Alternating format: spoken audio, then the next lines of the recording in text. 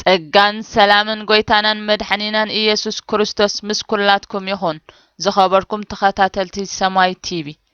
እዚ እቲ ኣብ ነፍሲ ወከፍ ቀዳም ዝቐርበልኩም ምስክርነት እዩ ኣብዚ ናይ ሎሚ መደብና መቐጸልታ ናይቲ ኣብዚ ዝሓለፈ ቀዳም ዝጀመረ ምስክርነት ነቢ ዳንኤል ኣበራ መበል 17 ክፋል ክኸውን እዩ ካብዚ ብመቐጻል ድሕሪ እዛ ሓጻር መሰጋገሪት መዝሙር ዳዊት ትካቦ ቴድሮስ አብርሃም ምስክርነት ነቢ ዳንኤል ከቅርበልኩም እዩ ሰናይ ምክትታል ሓያለ በዚ ጸላኢ ዓወት ዝተጎናጸፈሉ መንገዲ ከም ዝመላለሱን ቃል ኣምላኽ ብምንባብ ዝርከብ እምነት ከም ዘይህልዎም ቃል ኣምላኽ ምንባብ ከም ዝጸልኡ ይገብሮም ወላኳ ሓደ ሰብ ብዘይ ምንባብ ቃል ኣምላኽን ጸሎትን ክርስቲያን ክኸውን ከም ዘይክእል እንተፈለጡ ነቲ ዝተረድኦም ሓቂ ከይነብሩ ወግን ብዘይ ምቁራጽ ብስንፍናን ድንዛዝን ይሃርሞም ነበረ ድሕርዚ ዝተፈላለዩ ናይ ሓጢያት ድራማታት በቶም ንሱ ዝቆጣጠሮም ሰባት ከም ዝስርሑ ብምግባር ኣብ ሓጢያት ከም ዝወድቁ ብምግባር ብዘይ ቋርጽ ክሲ ኩሉ ግዜ ናይ ሓጢያት ስምዒት ከም ዝስምዖም ይገብሮም ነበረ ኣብ ሓጢያት ከም ዝነብሩን ይገብሮም ነበረ ኣብዚ ከምዚ ዓይነት ኩነታትን ከለዉ ስብከትን መዝሙርን ኣብ ምስማዕ ጥራሕ ከም ዝምርኮሱ ብምግባር ሙሉእ ምድሓን ካብ ምርካብ ናብ ተመላለስቲ ሕሙማት ይቕይሮም ነበረ እቶም ንሶም እንዳተመላለሱ ዝሕከምሎም ዝነበሩ ስብከታትን መዝሙራትን መለኮታዊ ሓይሊ ዘይብሎም ኣብ ምድራዊ ማለት ግዑዝ ነገራት ጥራሕ ዝተመርኮሱ ከም ዝኾኑ ብምግባር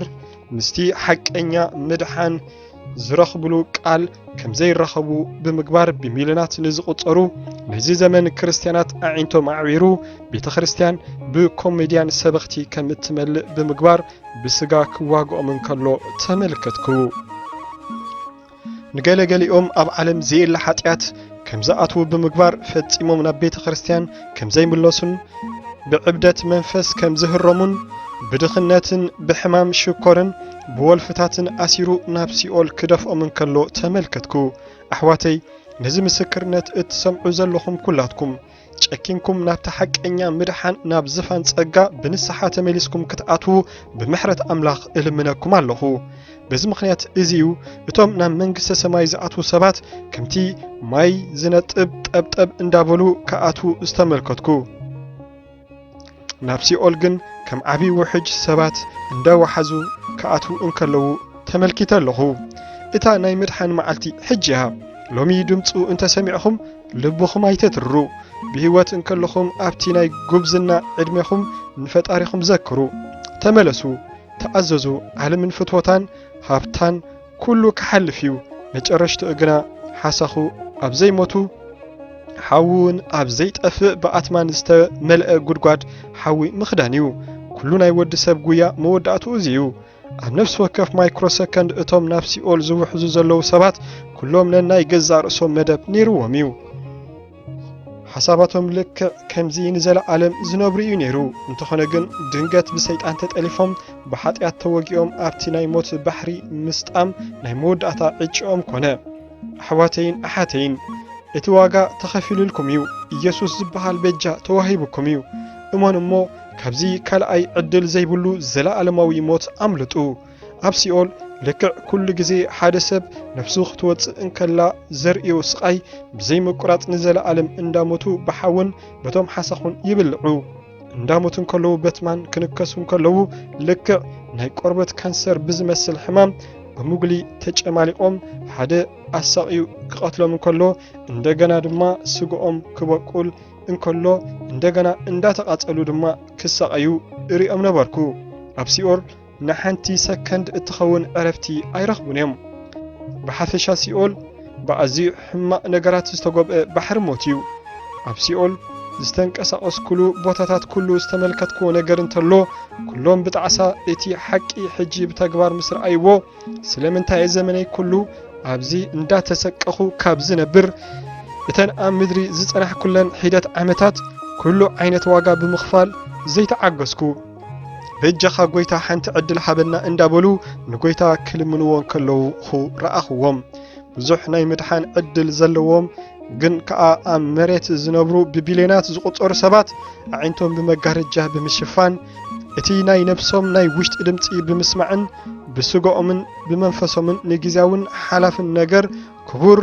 ግዚኦም ብምሕላፍ ደቂ ሰብ ዕድሎም ብከንቱ ከቃጽሉን ከለዉ ተመልከትክዎም። ኣብዛ መሬት ብዙሕ ዓይነት ቴክኖሎጂ ኣሎ። ነቲ ኩሉ ኣነ ዝረኣኽዎ ንደቂ ሰባት ኣብ መሬት ከርእየሉ ዝኽእለሉ መሳርሒ እንተዝርከብ ንደቂ ሰባት ካብ ጥፍኣት ከም ዝምለሱ ምገበርክዎም ነይረ ብምባል ክሓስብን ከለኹ ጎይታ ድማ ወደይ ነዚ ኩሉ ዝተመልከትካዮ ኣጋንንቲ ከም ወዲ ሰብ ናይ ምምላስ ማለት ናይ ምሕረት ዕድል ረኺቦም እንተዝነብሩ ብቕጽበት ዓይኒ ምተመልሱ ነይሮም። ሰብ ግን ዓሻዩ በለኒ። ብምቕጻል ስጋን ደምን እግዚኣብሔር ክርኢ ስለ ዘይክእል ነቶም ከይረኣዩ ዝኣምንዩ ብጽናን ጽድቅን ተዋሂብዎም በለኒ። ንኣቦ ምርኣይ ዝከኣል ብሓቅን ብመንፈስን ጥራሕ ስለ ዝኾነ በዚ ምኽንያት እዮም ሓያለ ዝታለልሁ። ኣነ እውን ሰብ ክሰርሖ ብዘይክእል ኣገባብ ኩሉ ግዜ እንዳሰበኽኩ ክምህሮም እንከለኹ ካብ እስራኤላውያን ንሒደት ጥራሕ ከድሕኖም ዝኽኣልኩ፣ ሓያለ ግን ብስብከተይ ተሰናኺሎም። እቶም ዝሰዓብን እኳ እንዳረኣይን እንከለዉ ፍጹም ዝኾነ እምነት ኣይረኸብኩሎምን። ስለዚ ንስኻ እውን ብእትኽእሎ ዘበለ ኩሉ ንገሮም። እንተሰሚዐ ምዃን እንተኣሚኖምን ድማ ንዘለኣለም ክድሕንዮም ዘርኦም ንምድሪ ክወርሳዩ። እንተኾነ ግን ንሓያለ ሰባት ንምጥፋእ ሰይጣን ሓድሽ ንድፊ ኣውፅዩሎ። ኣብዚ ዘመን ንሓያለ ምድሓን ጭንቂ ክኾኖም እዩ። ነቲ ዝስዕር ግን ኣብ ዝፋነይ ክቕመጥ ክሁበየ። ንስኻ ግን ክሳዕ መጨረሽታ ኺድ፣ ንስኻ እውን ክትዓርፍ ኢኻ። ኣብቲ መወዳእታ ዘመን ብዕጫ ኣብ ክፍልኻ ክትቀውም ኢኻ በለኒ።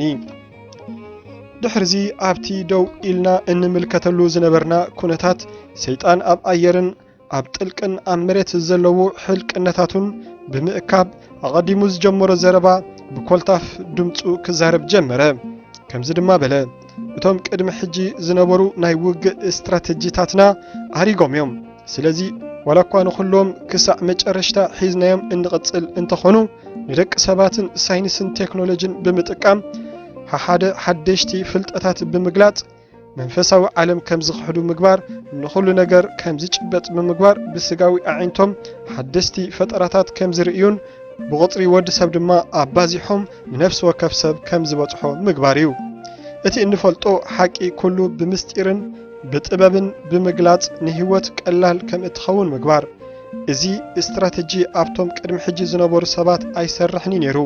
ምክንያቱ ሓያለ ኣብ ጽኑዕ እምነት መሰረት ዝገበረ ህይወት ስለ ዝነበሮም።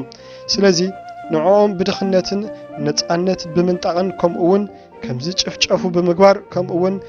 ከም መንገዲ ሓቂ ኣምሲልና ብብዙሕ ዝዓይነቱ ሃይማኖት ድንግርግር ከም ዝብሎም ብምግባር ኣብዚ በፂሕና ኣለና። እዚ ናይ ሎሚ ውጥን ግን ካብ ምክልኻል ናብ መጥቃዕቲ ተሰጋጊሩ ኣሎ። ስለዚ ኩሎም ደቂ ሰባት ንህልውና መንፈሳዊ ዓለም ከም ዝኽሕዱ ብምግባር እዚ ኣተሓሳስባ እዚ ኣብ ዝተፈላለያ ዓበይቲ ትካላት ናይ ደቂ ሰብ ክፍኣት ፍልጠት ከም ዝዓቢ ብምግባር ኩሉ ሰብ እምነት ከም ዘይህልዎ ብምግባር ሰብ ንስራሕ ጥራሕ ዝነብር ፍጡር ከም ዝኾነ ምስራጺ ብምባል ተዛረበ። ዘኸበርኩም ሰማዕቲ፣ ስራሕ ንወዲ ሰብ ብምኽንያት እቲ ኣዳም ዝገበሮ ሓጢኣት ብመርገም ከም ዝመጾ ከነስምረሉ ይግባአና። ሰይጣን ዘረብኡ ብምቕጻል ሃይማኖት እንተሎ ድማ ብርሃን ሰይጣን እዩ ወይ እግዚኣብሔር ብምባል ብርሃን ናይ ምምሳል ስርዓት ኣጠናኺሩ ብምዝርጋሕ ኣብዛ ምድሪ እዚኣ ዘሎ ሰብ ኩሉ ብምቾትን ብብልጽግናን ተወዳዲረ ክምለኽ ብምባል ብዘይ ምቁራጽ ዓይኑ ዓሚቱ ተመሰጠ። ድሕርዚ ኣብ መሬት ዘለዋ ዓበይቲ ሃገራት ብቐጥታ ንዓይ ብዘምልኹ ሰበስልጣን ከም ዝምርሓ ምግባር። ብምቕጻል እቲ ኣይሁዳውያን ክመጽእ ዝጽበይዎ መሲሕ ተመሲሉ ምውላድ። እዚ ክኸውን እንከሎ ግን ኣብ መሬት ሓደጋታት ከም ዝበጽሑ ብምግባር ሰባት ከም ውቅያኖስ መዓልታዊ ብዘይ ምቁራጽ ናብ ሲኦል ከም ዝውሕዙ ምግባር። ድሕርዚ ካብ ኢየሩሳሌም ነቲ መሲሕ ተመሲለ ነቶም ሕሩያት ምስሓት። ድሕርዚ ንምልእቲ ዓለም ካብ ክርስቲያናት ከም እትጸር ምግባር። ዝተፈላለዩ ሓደስቲ ወተሃደራውያን መሳርሒታት ብደቂ ሰብ ከም ዝመሃዙ ብምግባርን ዕርድታት ብምስራሕን ንሱ ክነግስ ኣብዛ ምድሪ ክመጽእ እንከሎ ተዋጊእና ክንስዕሮ ኣለና ክብል እንከሎ እቶም ርኹሳት መናፍስቲ ብምውጫጭ እቲ ሒዞሞ ዝነበሩ ወተሃደራዊ ናይ ሓጢኣት መሳርሒታት ማለት ፍላጻታት ንመሬት ብምቕጥቃጥ ደገፎም ልክዕ ከም ዝብኢ ዝጥዕም ድምፂ ኣውፅኡ። ሰይጣን እውን እቲ ክፉእ ሰሓቁ ክስሕቕ እንከሎ ስቃይ እቶም ኣብ ሲኦል ዘለው ወሲኹ እቲ ሰፈር ብልቕሶ ተጎብአ ድሕርዚ ካብቲ ምውት ማህፀን ሲኦል ብምቕጻል ንኤስያ ኣብ 3 ብምኽፋል ነበርቲ ማእከላይ ምብራቕ ኣብ ሃገሮም ብሰሪ ክሊማዊ ለውጥን ደርቅን ኣብ ሃገሮም ከም ዘይነብሩ ክሳዕ ዝኾኑ ምህራሞም እቲ ሕጂ በልጽጎምሉ ዘለው ነዳዲ ኣብ ዓለም ተጠላብነቱ ከም ዝጠፍእ ምግባር በዚ ድማ መብዛሕትኦም ናብ ኣፍሪቃ ከም ዝስደዱ ምግባር ንርሑቕ ምብራቕ ድማ ሃይማኖት ኣልቦ ከም ዝኾኑ ብምግባር ብኽሕደት ብቴክኖሎጂ ምህራሞም ንህንዳውያን እውን ብሰይጣኒዝም ሃይማኖትን ብብልጽግናን ምውግኦም ኤውሮጳ ሩስያን ኣውስትራልያን ኣሜሪካን ብቴክኖሎጂን ሃይማኖት ኣልቦነትን ምውቃዕ ብምባል ብኣጠቃላሊ ብሸውዓተ ርኹሳት መናፍስቲ ሕልቅነት ነዚ ክብ ኢሉ ዝተጠቕሰ ንኽፍጽምሉ ሸሞም እዚኦም ይኹን ካልእ ዝሙት ዝተሰምየ ናይ ርኽሰት መናፍስቲ ሓለቓ ንሱ እውን እቲ ዝከኣሎ ዘበለ ካብ ማህፀን ሲኦል ምስ ሰራዊቱ ብምዃን እንዳዘለለ ምስ ሓለቓ ቀታሊ ነፍሲ ብምዃን ናብ ሕምብርቲ ሲኦል ኣዳራሽ ሰይጣን ኣተወ ኣብቲ እዋን ሰይጣን ኣብ ዓብይ ስክሪን ብሽዱሽተ መናፍስቲ ናይ ፖርኖግራፊ ዓይነት ሳዕስዒት ኣብ መድረኽ ከም ዝቐርበሉ ድሕሪ ምግባር ብሙዚቃ ክስዕስዕን ብዙሕ ጉዕዚ ተግባር ምስ ደቂ ኣንስትዮ ይገብር ነበረ እተን ጽቡቓት ደቂ ኣንስትዮ ፈገግ ክብላን ከለዋ እተን ክልተ በላሕቲ ኣስናንን ነዋሕትን መርዘማትን ነበራ መንታ ብምዃን ካብዝን ናብትን ይወናጨፋ ነበራ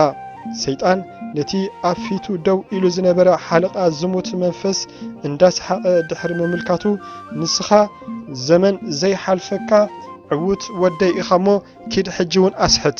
ስጋን ዝለበሰ ኩሉ ኣርክስ ኣይትራህርህ ነቲ ነፍሲ ዘርከሰ ሰብ ድማ ኣንታ ንስኻ ቀታል ነፍሲ ቅተሎ ኮስትርዎም ከይትርህርህሎም ብምባል ይልፍልፍ ነበረ እዚ ናይ ዝሙት መንፈስ ልክዕ ከም ጓል ኣንስተይቲ ረጅቤቶን ሞታንትን ብምግባር ናይ ወድን ናይ ጓልን ሕፍረት ኣብ ሙሉእ ኣካላቱ ተወቂጡ ነበረ እንተኾነ ግን እቲ ውቃጦ ሓቀኛ ናይ ሰብ ኣካል ይመስል ነበረ ፍርቂ ጎኑ ናይ ሰበይቲ ፍርቂ ጎኑ ድማ ናይ ሰብ ኣይነበረ ንዝኾነ ይኹን ሰብ ዘደንዝዝሉ መደንዘዚ መርዚ ካብ ሲኦል ብዝተቐድሑ ኣቕሑት ውሽጢ ገዛእ ርእሱ ሰይጣን መሊእዎ ድሕርዚ እተን ዝስዕስዓ ዝነበራ ደቂ ኣንስትዮ ብቕፅበት ዓይኒ ናብ ገበል ተለወጣ ድሕርዚ ከም ዝተቆጠዐ ተመን ኮብራ ርእሶም ብምቕናዕ መርዞም ኣብቲ ሓለቓ መንፈስ ተፍእዎ ድሕርዚ እቶም መናፍስቲ ኩሎም ሓንሳብ ከም ሰብ ሓንሳብ ከም ሰበይቲ ሓንሳብ ድማ ከም ወዲ ከም ተመን ዝብኢ ዝዓይነቱ ፍጥረታት ክለዋወጡ ጀመሩ ድሕርዚ ንኹሉ ወዲ ሰብ ምእንቲ ከስሕቱ ሰይጣን ስልጣን ድሕሪ መሃቡ ናብ ኩላ ምድሪ ተበተኑ ካብዚ እቲ ናይ ዝሙት መንፈስ ናይ ማርያም ምስሊ ብምሓዝ ናይ ጠፈር ንግስቲ ዝብል ጽሑፍ ዘለዎ ዘውዲ ኣብ ርእሱ ብምግባር ከም መእዘዚ መደበር ክትጥቀመሉ እንከላ ተመልከትኩ ኣብኡ እቶም መናፍስቲ ዝፋን ኣዳልየምላ ተቐመጠት ኣብ ስራሕ ዝነበሩ መናፍስቲ ብምልኦም ናብ ምድሪ ኣዋፊራቶም ድሕርዚ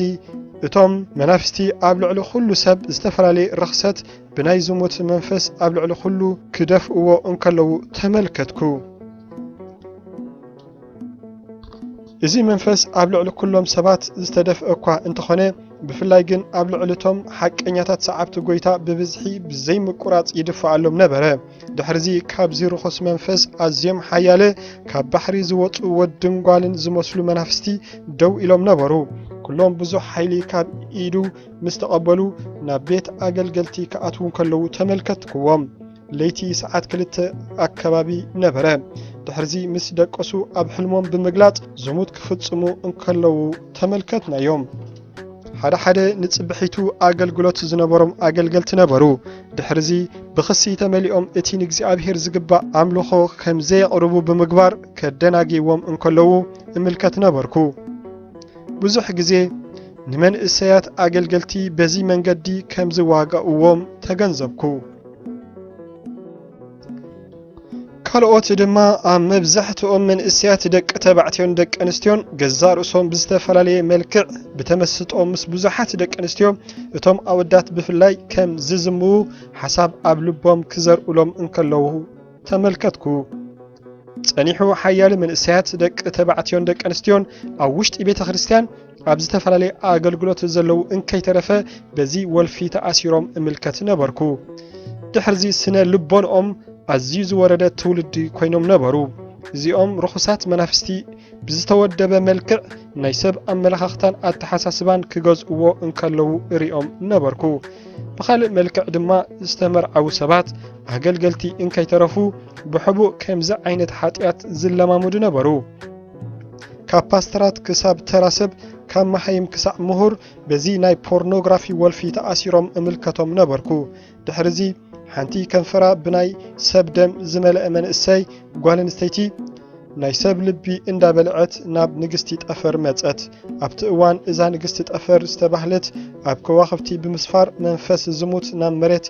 እትልእኽ መልክዕ ጓል ኣንስተይቲ ዘለዋ ጋኒን ብቐጥታ ናብ ገበል ተለዊጣ ደው በለት።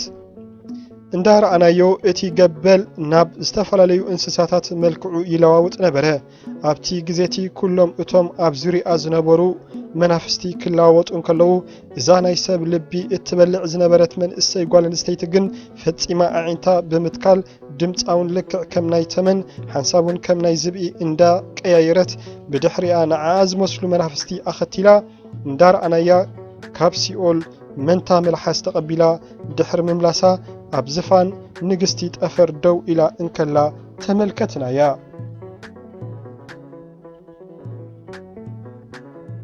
ድሕርዚ እዛ ናይ ጠፈር ንግስቲ ኣባይ ኣርሜጤስ ዝብል ጽሑፍ ዘለዎ ዘውዲ ምስ ጸዓነትላ ንኹሉ ሰብ ካብ ህፃን ክሳብ ሽማግለ ኣብ መፈንጠራ ኣእትውዮም። ኣብ ደቂ ኣንስትዮ ብምዃን ተመለኺ። ኣብ ዓለም ዘለዉ ሓለቓታትን ገዛእትን ደረፍትን ዲዛይነራትን እናትክዮም እንዳበለታን ከላ ቀታሊ ነፍሲ ዝተባህለ ርኹስ መንፈስ ደድሕሪኣ ይጎይ ነበረ።